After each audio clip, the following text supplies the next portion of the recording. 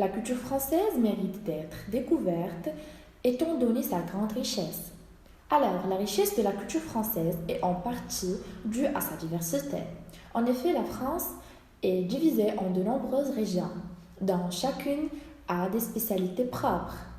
Maintenant, la culture française influence tout le monde entier, que ce soit par sa littérature, ses philosophes, sa gastronomie ou encore sa haute couture.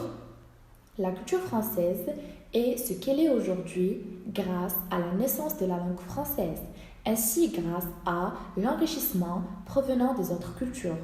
Aujourd'hui, face à la mondialisation, la France tente de conserver ses richesses et sa culture. Encore plus, c'est dans les différentes académies que la culture française a été enseignée et développée. Citons par exemple l'Académie des Beaux-Arts, l'Académie de danse et l'Académie de musique. Et maintenant, on passe à la langue française. La langue française est une langue officielle de la France qui tient ses origines du grec, du latin et d'autres langues vernaculaires. Au XVIIIe siècle, le français est une langue officielle dans les cours européennes, langue officielle du droit et d'administration. La langue française a encore pris l'ampleur grâce à la création de l'Académie française.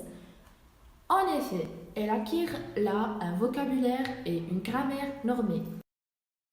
Géographe français, Onésime Reclus invente le terme francophonie en 1880 pour désigner les personnes et instances utilisant le français dans le monde. Le nombre de francophones atteint aujourd'hui 220 millions, ce qui fait du français la deuxième langue de l'Union européenne et la 9e mondiale. Plus de la moitié des locuteurs vit en Afrique, selon l'OIF, l'Organisation internationale de la francophonie. L'Algérie comptabilise la seconde communauté francophone au monde, avec plus de 11 millions de personnes sachant lire et écrire le français.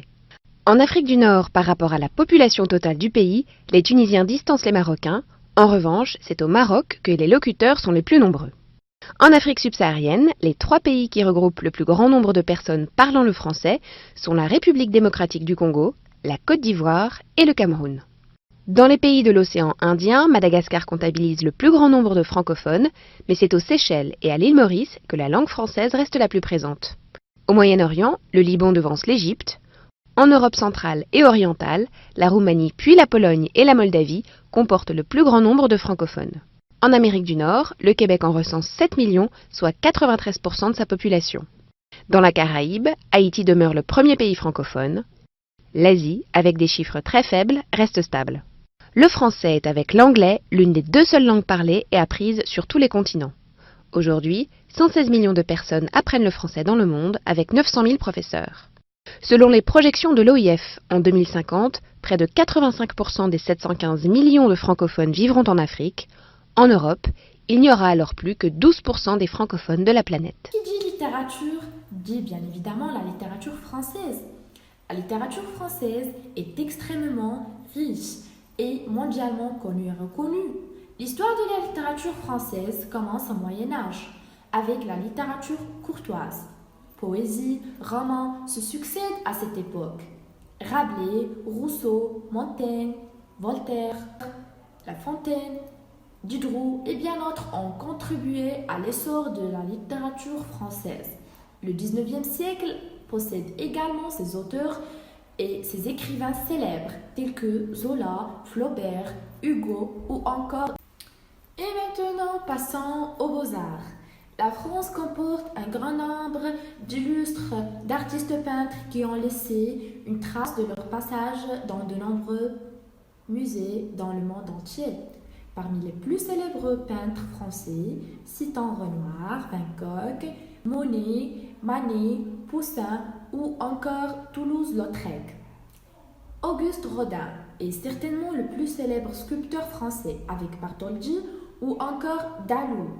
C'est au XIXe siècle que la France connaît une grande production de sculptures. En effet, la bourgeoisie commande de nombreux monuments funéraires ainsi que des statues. Nouvelle ou encore, Le Corbusier marquera l'époque contemporaine de l'architecture française. Les nombreux châteaux français sont également des joyaux inestimables de l'architecture française.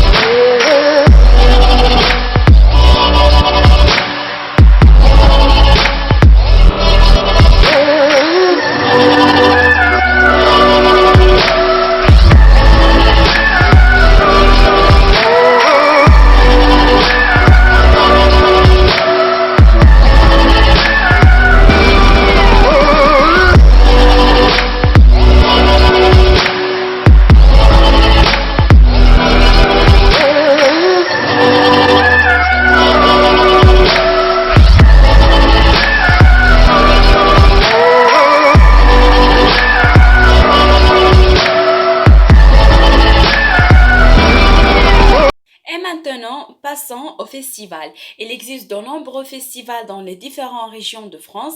Festivals de musique, de théâtre ou encore de cinéma se déroulent chaque année. Le plus célèbre est sans doute le Festival de Cannes, qui regroupe chaque année les acteurs les plus en vogue du monde entier. Et en ce qui concerne la gastronomie, depuis le somptueux banquet du Moyen Âge jusqu'aujourd'hui, la cuisine française est mondialement réputée et vise à maintenir ses valeurs traditionnelles. La cuisine française est très diversifiée, chaque région ayant ses spécialités. La gastronomie française est riche de ces diversités, parmi les mets les plus réputés, citant le fromage et le vin. La France est en fait reconnue par ses nombreux cépages. La France comporte également de nombreux grands chefs étoilés, dont le plus célèbre est sans doute Auguste Escoffier. Et ensuite, le luxe français. La capitale de la France, Paris, est souvent considérée comme la capitale mondiale de la haute couture, du luxe et de la mode. En fait, des artistes tels que Jean-Paul Gaultier, Christian Dior, Yves Saint Laurent ou encore Louis Vuitton ont contribué à ce phénomène. Le sud de la France se caractérise également par des villes luxueuses telles que Saint-Tropez, Monaco et bien sûr Paris. Passons au musée français. La richesse de la culture française sont précisément gardées dans les différents musées des pays. Les musées français sont consacrés à une grande variété de thèmes. C'est tout le patrimoine français qui est conservé au sein des différents musées. Parmi les plus célèbres, citons le musée du Louvre. Elle figure parmi les plus grands musées de Paris mais aussi du monde. Le musée abrite une grande partie de l'histoire de la France depuis les rois capétiens jusqu'à aujourd'hui. Sur le musée du Louvre que l'on trouve par exemple la célèbre Joconde de Léonard da Vinci. En ce qui concerne la musique, la France comporte un grand nombre d'artistes de variété. La chanson française contribue également à mettre en avant la langue et la culture française. De nombreux artistes succèdent depuis la fin de la Seconde Guerre mondiale, citant notamment Ferrat, Hallyday, Montand et bien d'autres. La chanson française puise son inspiration dans la poésie et la littérature française, ainsi des auteurs tels que Baudelaire, Rimbaud ou encore Verlaine ont été des sources d'inspiration inestimables pour de nombreux artistes. La musique classique connaît quant à elle des artistes tels que Offenbach ou encore Debussy. Le cinéma, c'est un des plus anciens au monde, confronté à la forte concurrence de Hollywood. Il s'est spécialisé dans la comédie française d'une part et le cinéma d'auteur d'autre part. Les producteurs français s'appuyaient sur les stars d'avant-guerre pour attirer un plus grand nombre de spectateurs et se démarquer du cinéma américain. Dans le cinéma français, tous les genres sont abordés de cap et d'épée. Ce genre en France est surtout reconnu durant les années 1950 et 1960. Les acteurs de cette époque sont Grégoire Philippe et Jean Maris. Et les films Fanfan la Tueplier et Les Trois Mousquetaires. Ce sont les films policiers et les comédies qui sont les plus souvent en haut de l'affiche. Tous les ans se trouve un plus grand festival qui récompense les meilleurs films de l'année.